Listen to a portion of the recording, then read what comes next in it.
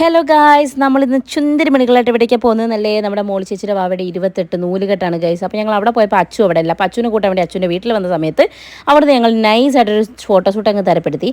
അത് കഴിഞ്ഞിട്ട് അവളെയും കൂട്ടിയിട്ട് ഞങ്ങളിത് ശ്രീമതീശ്വരയുടെ പോവാണ്. തുമ്പിക്ക് അസാമാന്യ തരത്തിലുള്ള കൊതുകുകടിയാണ് അവിടെ നേറ്റത്. അത് അച്ഛമ്മേനോട് വന്നിട്ട് സങ്കടം പറയാണ് ഗൈസ്. ഈ ഒരു ഡ്രസ്സിൻ്റെ റിവ്യൂ ഞാൻ ഓൾറെഡി ചെയ്തിട്ടുണ്ട്. ആരെയും കണ്ടിട്ടില്ലെങ്കിൽ ഒന്ന് പോയി കാണുക കേട്ടോ.